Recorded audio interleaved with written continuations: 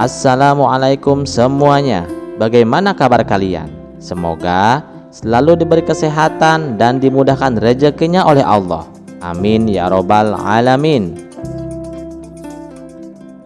Di sebuah kota kecil di Thailand, terdapat sebuah kampung yang menjadi pusat kegiatan agama Buddha. Kampung ini dikenal karena jumlah biksunya yang cukup banyak dan para penduduk di sana sangat menghormati mereka. Setiap pagi, warga kampung sering memberikan bahan makanan pokok kepada para biksu sebagai bentuk penghormatan dan dukungan terhadap kehidupan mereka yang sederhana dan penuh pengabdian. Di antara para biksu itu, ada seorang pemuda bernama Kophun yang berusia 27 tahun. Kophun dikenal sebagai biksu yang cerdas dan rajin belajar. Hobinya membaca buku membuatnya sering dijuluki sebagai biksu yang bijaksana. Ia kerap menghabiskan waktu di biara, mendalami kitab-kitab Buddhis dan juga literatur umum lainnya. Namun tak banyak yang tahu bahwa kebiasaan membaca ini akan membawa Kophun pada sebuah perjalanan batin yang tak terduga. Suatu hari biksu Kophun memutuskan untuk pergi ke kota, mencari buku baru yang bisa memperluas wawasannya. Dengan langkah tenang, ia berjalan melewati jalan-jalan perkampungan yang dipenuhi rumah-rumah sederhana. Di sepanjang perjalanan, Kophun selalu menyapa siapa saja yang ia temui.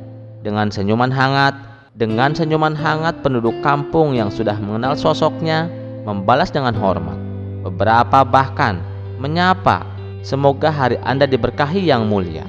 Setelah menempuh perjalanan yang cukup panjang, akhirnya Kophun tiba di sebuah toko buku kecil di sudut kota.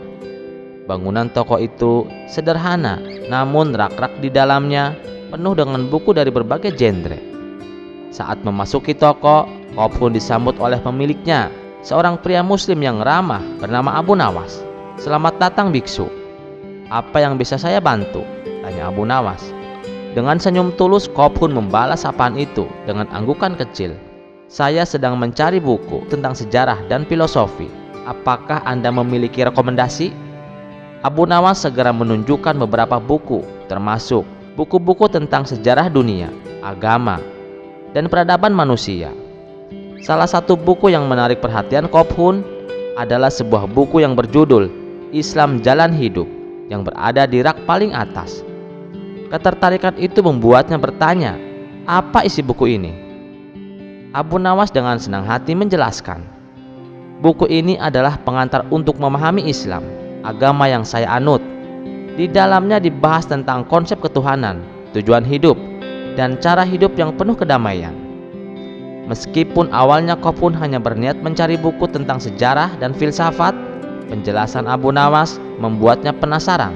"Menarik sekali Tuan Abu Nawas. Bolehkah saya membelinya?" tanya Kophun. Abu Nawas mengangguk. "Tentu saja biksu. Jika ada hal yang tidak Anda pahami, Anda bisa bertanya kepada saya." Kophun tersenyum, mengucapkan terima kasih. Sebelum membawanya pulang buku itu, tidak pernah terlintas dalam pikirannya bahwa pertemuan sederhana ini akan menjadi awal dari perjalanan spiritual yang mengubah hidupnya. Saat itu biksu Kophun memegang sebuah buku sambil melirik ke arah pemilik toko. Dengan nada santai namun penuh rasa ingin tahu, dia bertanya, "Siapa namamu? Sepertinya kau bukan orang asli dari sini, jika dilihat dari wajahmu." Abu Nawas tersenyum dan menjawab, "Namaku Abu Nawas. Benar, aku bukan asli dari sini. Aku pendatang di kota ini, berasal dari Timur Tengah." Mendengar jawaban itu, biksu Kophun mengangguk pelan, tetapi ada perubahan kecil dalam ekspresinya. "Apa kau seorang muslim?" tanyanya lagi. Abu Nawas dengan tenang menjawab, "Ya benar, aku seorang muslim." Mendengar pengakuan itu, raut wajah Kophun berubah sedikit serius. Dia tak bisa menyembunyikan rasa kurang sukanya. Selama ini pandangan yang ia dengar dan yakini adalah bahwa Islam adalah agama yang penuh konflik dan anti kedamaian. Meski begitu, rasa penasaran tetap menghantui pikirannya. Dengan sedikit ragu, Kophun melanjutkan, "Aku sering mendengar tentang Islam, tapi bukankah agama itu banyak dikaitkan dengan kekerasan dan perselisihan? Apa benar seperti itu?" Abu Nawas tetap tersenyum lembut, memahami keraguan yang ada di pikiran biksu itu. "Biksu, saya bisa memahami mengapa Anda berpikir demikian. Banyak informasi yang salah tersebar di luar sana. Tapi izinkan saya menjelaskan. Islam pada intinya adalah agama yang mengajarkan kedamaian, kasih sayang, dan keadilan. Kata Islam sendiri berasal dari kata salam yang berarti damai." Perbincangan itu pun mulai mengalir lebih dalam. Abu Nawas menjelaskan tentang prinsip-prinsip dasar Islam, mulai dari tauhid, pentingnya akhlak yang baik, hingga ajaran kasih sayang Rasulullah Muhammad SAW terhadap semua makhluk. Islam bukan hanya tentang ibadah, tetapi juga tentang bagaimana kita memperlakukan sesama manusia dengan cinta dan hormat, tambah Abu Nawas dengan nada penuh ketulusan. Mendengar penjelasan itu, Qobhun mulai merasa bingung, tetapi juga tertarik. Ia mulai mempertimbangkan apakah selama ini pandangannya tentang Islam telah salah. Percakapan itu menjadi awal dari sebuah perjalanan baru bagi Qobhun, membuka ruang untuk lebih banyak pertanyaan dan renungan. Saat percakapan terus berlanjut, Abu Nawas mulai menjelaskan konsep ketuhanan dalam Islam. Dengan penuh kesabaran dan kelembutan ia berkata, "Dalam Islam kami percaya hanya pada satu Tuhan, Allah yang Maha Esa. Dia tidak beranak dan tidak diperanakan, dan tidak ada yang setara dengannya. Segala ciptaan di langit dan di bumi adalah tanda-tanda kebesarannya." Abu Nawas menjelaskan lebih lanjut dengan bahasa yang mudah dipahami. Allah tidak membutuhkan apapun dari makhluknya, tetapi Dia mencintai kita dan memberikan kita petunjuk melalui nabi-nabi yang diutusnya. Islam mengajarkan bahwa Tuhan itu sederhana, tanpa kompleksitas, dan logis untuk diterima oleh akal. Mendengar penjelasan itu, biksu Qobhun terdiam sejenak. Ia merasa takjub dengan kejelasan konsep tersebut. Dalam hatinya ia berpikir, mengapa aku belum pernah mendengarkan ini sebelumnya? Ternyata konsep ini begitu masuk akal. Abu Nawas melanjutkan dengan senyuman. Islam juga mengajarkan perdamaian. Berita-berita yang Anda dengar mungkin hanya sebagian kecil dari cerita yang tidak mewakili ajaran sebenarnya. Nabi kami Muhammad SAW adalah teladan kasih sayang, bahkan terhadap orang-orang yang memusuhinya. Ketika percakapan berakhir, biksu Qobhun telah mendapatkan buku yang ia cari. Namun sebelum ia keluar dari toko, Abu Nawas berkata, "Tunggu sebentar, ini ada sesuatu untuk Anda." Abu Nawas mengambil beberapa buku tentang Islam dan sebuah Al-Quran yang diterjemahkan ke dalam bahasa Thailand. "Anggap ini hadiah dari saya," kata Abu Nawas sambil menyerahkan buku-buku itu. Biksu Qobhun merasa sangat gembira menerima hadiah tersebut. Ia menatap Abu Nawas dengan penuh rasa terima kasih. "Terima kasih banyak Abu Nawas. Aku akan membacanya," ujarnya dengan hati yang tulus. Dengan buku-buku itu di tangannya, biksu Qobhun kembali ke tempatnya. Dalam perjalanan, pikirannya dipenuhi dengan rasa penasaran dan kekaguman. Ia merasa seperti menemukan sesuatu yang telah lama hilang, dan hatinya mulai terbuka untuk lebih memahami Islam. Setibanya di biara, Qobhun langsung membaca buku-buku yang diberikan oleh Abu Nawas. Hari-hari berlalu dan dirinya semakin tenggelam dalam pembelajaran Al-Quran dan ajaran Islam. Semakin ia membaca, semakin ia merasakan takjub dan penasaran. Segala hal yang sebelumnya ia anggap rumit menjadi begitu jelas. Dalam hati ia mulai berpikir, ajaran ini begitu sempurna, seharusnya ini tidak boleh disepelekan. Setelah menyelesaikan semua buku tersebut, Qobhun memutuskan untuk mendiskusikan apa yang ia pelajari dengan rekan-rekannya di biara.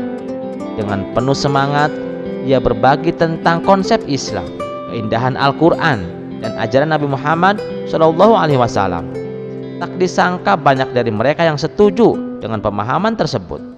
Mereka pun mulai memandang Islam sebagai agama yang logis dan damai. Beberapa minggu kemudian, Qobhun membuat keputusan besar. Ia berhenti dari profesinya sebagai biksu dan menyatakan dirinya keluar dari dunia perbiksuan. Dengan mantap ia mengumumkan bahwa alasannya adalah karena dirinya telah tertarik pada Islam. Langkahnya yang berani ini mengguncang biara, tetapi juga menginspirasi rekan-rekannya. Satu persatu rekan-rekannya mulai memikirkan keputusan yang sama. Di hari-hari berikutnya, Ratusan biksu di biara itu memutuskan untuk meninggalkan biara dan mengikuti jejak Koh Pun dalam memeluk Islam. Kejadian ini menciptakan kehebohan besar di masyarakat. Berita tentang ratusan biksu yang masuk Islam viral di dunia, menjadi perbincangan di berbagai media internasional. Kisah ini mengajarkan kepada kita bahwa hidayah adalah hak prerogatif Allah. Dia memberikannya kepada siapa yang dikehendakinya, bahkan kepada mereka yang sebelumnya mungkin tidak mengenal Islam sama sekali. Keberanian Koh Pun untuk mencari kebenaran dan langkahnya yang tegas menjadi teladan bahwa mencari kebenaran adalah tugas setiap manusia. Mari kita doakan agar semakin banyak hati yang Allah bukakan untuk menerima cahaya Islam, serta kita juga terus memperbaiki diri dan memperjuangkan dakwah dengan cara yang hikmah. Kisah selanjutnya. Pagi itu lapangan di sebuah kota kecil yang biasanya sepi berubah menjadi lautan manusia. Ratusan orang berkumpul menunggu acara yang telah menjadi bahan perbincangan selama berminggu-minggu. Di tengah hiruk-pikuk penonton tampak sebuah panggung besar dengan spanduk bertuliskan "Debat terbuka kebenaran". Seorang pendeta pria paruh baya dengan wajah penuh keyakinan berdiri di atas panggung. Mengenakan jas rapi, ia berbicara dengan nada suara lantang. "Hari ini saya akan membuktikan kepada kalian semua bahwa Al-Quran hanyalah kitab penuh kontradiksi. Jika ada yang berani membela, silahkan maju," serunya menunjuk ke arah kerumunan. Di tengah keheningan yang tiba-tiba, seorang pemuda melangkah maju. Dia mengenakan pakaian sederhana dengan sorban melilit rapi di kepalanya. Wajahnya bersih dan penuh ketenangan. "Nama saya Abu Nawas," katanya dengan suara lembut tapi tegas. "Saya seorang santri lulusan pesantren. Dengan izin Allah, saya siap menjawab tuduhan Tuan."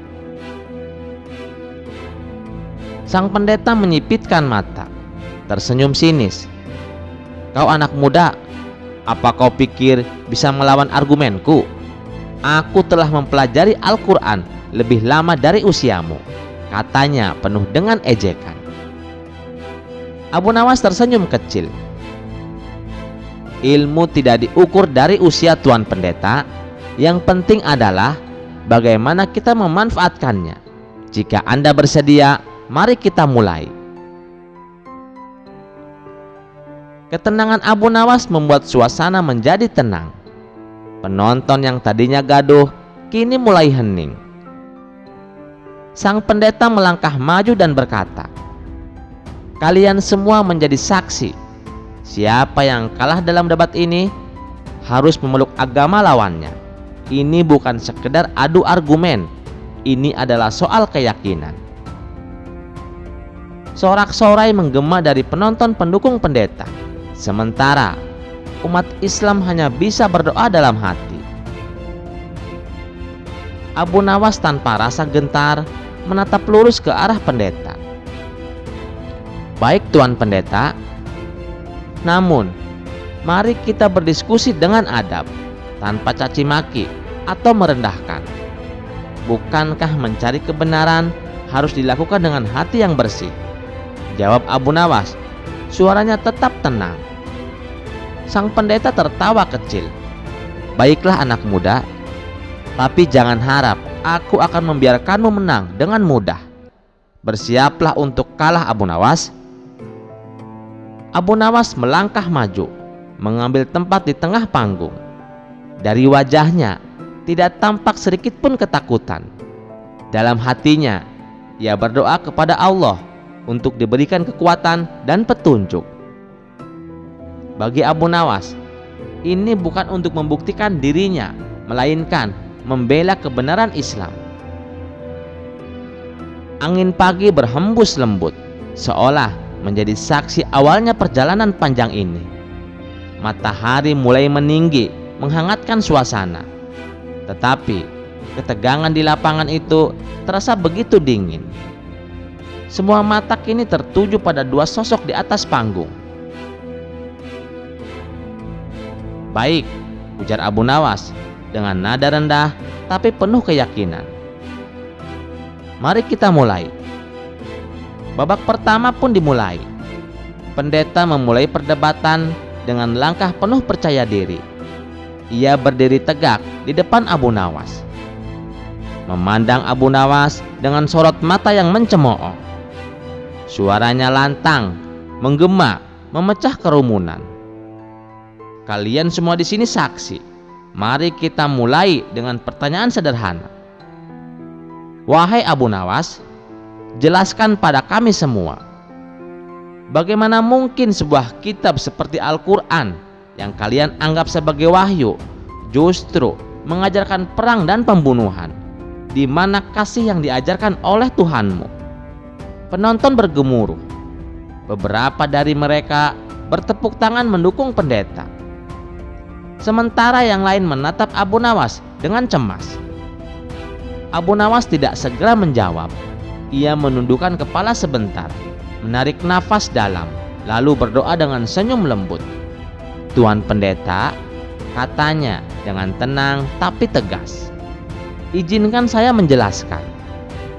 Perang dalam Islam tidak pernah dimaksudkan untuk menindas atau menciptakan kekerasan tanpa alasan. Al-Quran dengan jelas membatasi perang hanya untuk membela diri atau melawan kezaliman.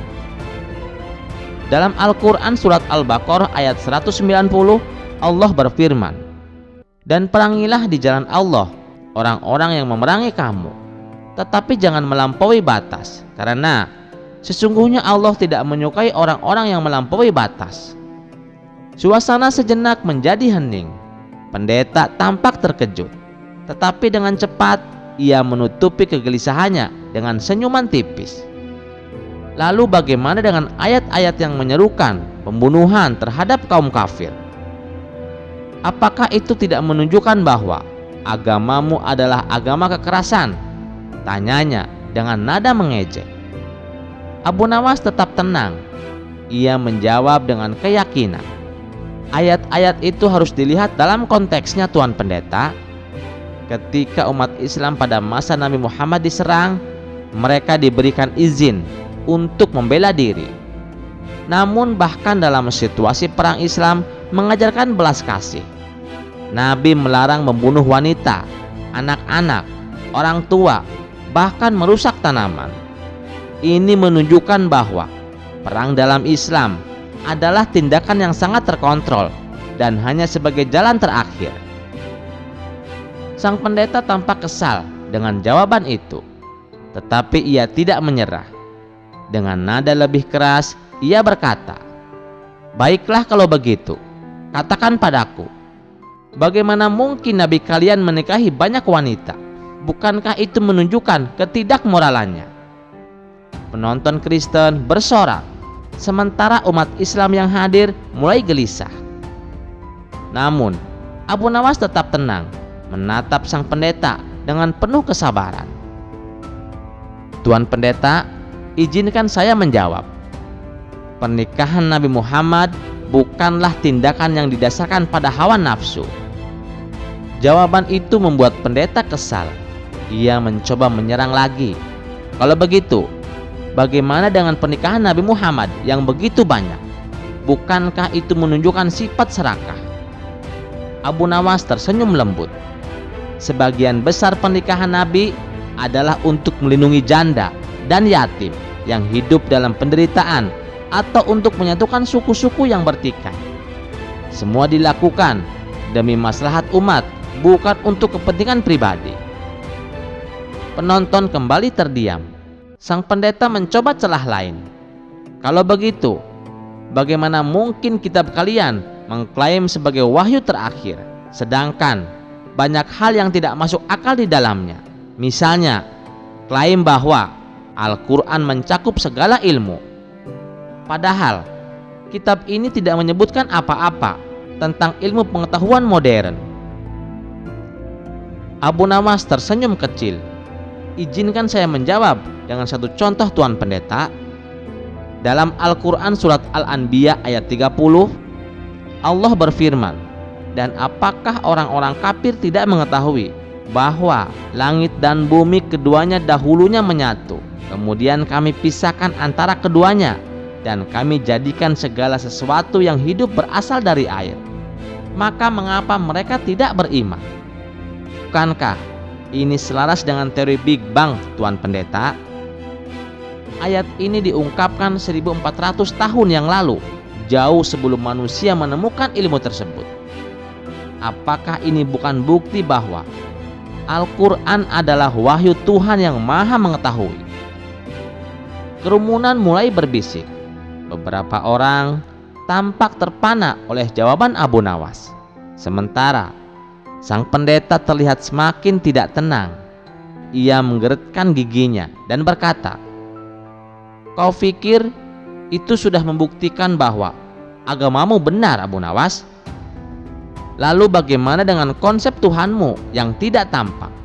Bukankah lebih masuk akal mempercayai Tuhan yang telah menjelma seperti yang kami percayai?" Abu Nawas menatap pendeta itu dengan lembut. "Tuan Pendeta, Tuhan yang sejati tidak terbatas oleh ruang dan waktu. Allah berfirman dalam Al-Quran surat Asy-Syura ayat 11, tidak ada sesuatu pun yang serupa dengannya. Dia maha mendengar, lagi maha melihat." Tuhan tidak membutuhkan wujud fisik untuk dekat dengan makhluknya. Dia lebih dekat dari urat nadi kita, dan bukti keberadaannya adalah di setiap ciptaannya.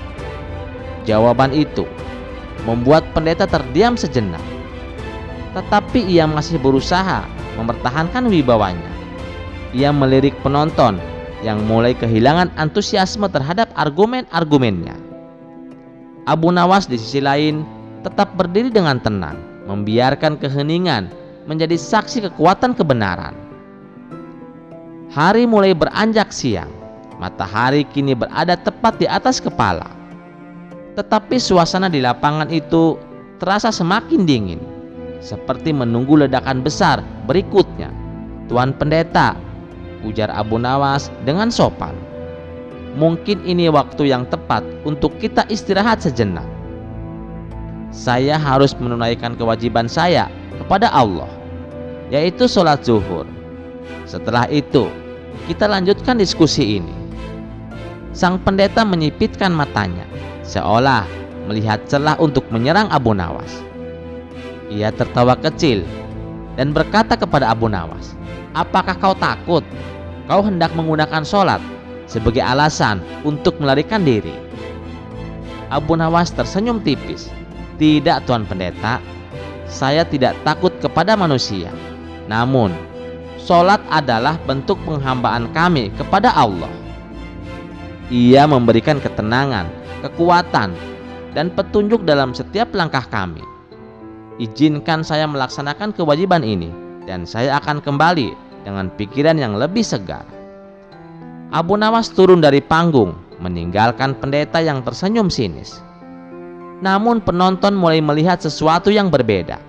Keteguhan Abu Nawas, kesabarannya, dan jawaban-jawaban yang penuh ilmu mulai menggoyahkan keyakinan sebagian dari mereka. Abu Nawas turun dari panggung dengan langkah tenang menuju sisi lapangan yang lebih sepi, mencari tempat yang cukup bersih untuk menunaikan sholat zuhur. Di atas panggung sang pendeta berdiri dengan tangan terlipat di dada. Ia memandang Abu Nawas dengan senyum meremehkan. Abu Nawas pun menemukan tempat bersih di sudut lapangan. Ia membuka sejadah kecil yang dibawanya dan menghadap kiblat untuk menunaikan sholat zuhur. Dengan penuh kehusuan, gerakan-gerakannya tenang dan wajahnya memancarkan ketenangan yang mendalam. Beberapa penonton Kristen mulai terdiam. Mereka memperhatikan dengan rasa ingin tahu, mencoba memahami apa yang membuat Abu Nawas begitu tenang di tengah tekanan yang begitu besar. Salah seorang wanita tua yang duduk di dekat panggung berbisik kepada temannya. Lihat wajahnya, seperti dia tidak takut pada apapun. Di sisi lain, sang pendeta mencoba mempertahankan pengaruhnya di depan penonton. "Saudara-saudaraku," katanya, "ini adalah saat untuk melihat siapa yang benar-benar memiliki kebenaran. Jika dia tidak kembali dengan argumen yang lebih kuat, maka itulah bukti bahwa keyakinannya telah goyah." Namun sesuatu yang tak terduga mulai terjadi. Penonton yang tadinya bersorak mendukung pendeta, mereka kini mulai tampak bimbang. Mereka teringat akan sikap Abu Nawas yang begitu santun sepanjang debat. Bagaimana ia tetap sabar menghadapi serangan-serangan tajam dari pendeta itu. Ketika Abu Nawas selesai menjalankan sholatnya, ia duduk sejenak, berdoa. Dalam hatinya, ia memohon kepada Allah agar diberikan kekuatan dan hikmah untuk melanjutkan perdebatan ini. Ia tahu tugasnya hanya bukan membela Islam, tetapi juga menyampaikan kebenaran dengan cara yang paling indah. Setelah beberapa menit, Abu Nawas kembali ke panggung. Sorakan kecil terdengar lagi, tapi kini lebih lembut dibandingkan sebelumnya. Sang pendeta menatapnya dengan mata menyipit, mencoba membaca ekspresi Abu Nawas. Namun Abu Nawas tetap menampilkan senyuman yang sama seperti sebelumnya. "Apakah kau sudah selesai melarikan diri, Abu Nawas?" ejek sang pendeta dengan nada sinis. "Atau kau mungkin menemukan jawaban dari salatmu?" Abu Nawas mengangguk hormat. "Tuan pendeta, saya tidak melarikan diri. Salat adalah kewajiban utama kami sebagai muslim. Ini adalah cara kami menghubungkan diri dengan Allah untuk mendapatkan ketenangan dan memperbaharui energi rohani kami. Salat adalah bukti bahwa kami selalu bergantung kepadanya, bukan pada kekuatan kami sendiri." Beberapa penonton terkejut dengan jawaban Abu Nawas. Bahkan sebagian dari mereka yang sebelumnya mendukung sang pendeta mulai memandang Abu Nawas dengan rasa hormat. Namun sang pendeta tidak ingin kehilangan kendali atas situasi. "Baiklah kalau begitu," katanya dengan nada penuh tantangan. "Katakan padaku, kalau sholatmu adalah bukti ketaatan, mengapa kau harus melakukannya berulang kali dalam sehari? Apakah Tuhanmu jauh hingga kau harus memanggilnya berkali-kali?" Pertanyaan ini memancing sedikit tawa dari beberapa penonton. Tetapi Abu Nawas tidak tersinggung. Ia menjawab dengan senyuman kecil. "Tuan pendeta, izinkan saya menjawab. Salat 5 waktu adalah cara kami untuk terus mengingat Allah sepanjang hari. Dalam Al-Quran surat Taha ayat 14, Allah berfirman, 'Dirikanlah sholat untuk mengingat aku. Allah tidak jauh, tapi manusialah yang sering melupakannya.' Sholat adalah cara kami menjaga hati tetap dekat dengannya." Jawaban Abu Nawas membuat suasana kembali hening. Penonton Kristen yang tadinya skeptis kini mulai memandangnya dengan penuh rasa ingin tahu. Abu Nawas kembali berdiri di atas panggung dan menatap sang pendeta dengan tenang. Pendeta tampak gelisah walaupun mencoba menutupi keraguan dengan senyuman sinis. Ia mendekat ke mikrofon dan berbicara dengan nada lebih tajam. "Baiklah Abu Nawas, kau telah menjelaskan tentang sholat dan alasannya mengapa kau begitu taat. Tapi mari kita bicarakan inti dari semua ini. Kalian mengklaim bahwa kitab ini sempurna, mencakup semua jawaban untuk kehidupan manusia. Jika benar demikian, jelaskan padaku bahwa apa bukti nyata bahwa Al-Quran adalah wahyu dari Tuhan, bukan sekedar karangan manusia." "Tuan pendeta," katanya perlahan, "Al-Quran adalah mukjizat terbesar yang diturunkan Allah kepada Nabi Muhammad. Mukjizatnya bukan karena isinya yang penuh petunjuk, tetapi juga karena keindahan bahasanya, ketepatan ilmiahnya, dan pengaruhnya terhadap manusia hingga saat ini." Penonton terdiam, terkesima oleh jawaban Abu Nawas. Pendeta mulai kehilangan kepercayaan diri, tetapi ia berusaha menyerang kembali. "Kalau begitu, jelaskan mengapa ada banyak perbedaan pendapat dalam Islam. Bukankah itu menunjukkan ketidaksempurnaan ajaran kalian?" Abu Nawas mengangguk pelan. Perbedaan pendapat adalah rahmat, Tuan Pendeta. Islam mengajarkan toleransi terhadap perbedaan selama masih dalam bingkai kebenaran. Bahkan Al-Quran Surat Al-Maidah ayat 48 menyatakan bahwa setiap umat memiliki syariat dan jalan mereka sendiri. Perbedaan ini mengajarkan kita untuk saling menghormati dan belajar. Pendeta kehabisan kata-kata. Ia berdiri kaku. Sementara penonton mulai mengangguk setuju dengan pendapat Abu Nawas. Melihat hal itu, Abu Nawas melangkah maju untuk terakhir kalinya. Tuan Pendeta, saya hanya ingin bertanya satu hal. Apa tujuan hidup menurut keyakinan Anda? Pendeta tergagap, tetapi menjawab, tujuan hidup adalah menerima kasih Tuhan dan menyebarkan cinta kasih kepada sesama. Abu Nawas tersenyum bijak. Saya setuju bahwa cinta kasih itu penting, namun Islam mengajarkan bahwa tujuan hidup manusia adalah untuk beribadah kepada Allah, seperti yang disebutkan dalam surat Az-Zariyat ayat 56. Ibadah ini mencakup seluruh aspek kehidupan, dari sholat hingga berbuat baik kepada sesama. Dengan cara ini, kita menunjukkan cinta dan penghormatan kepada Sang Pencipta. Pendeta tertunduk, tidak mampu menjawab.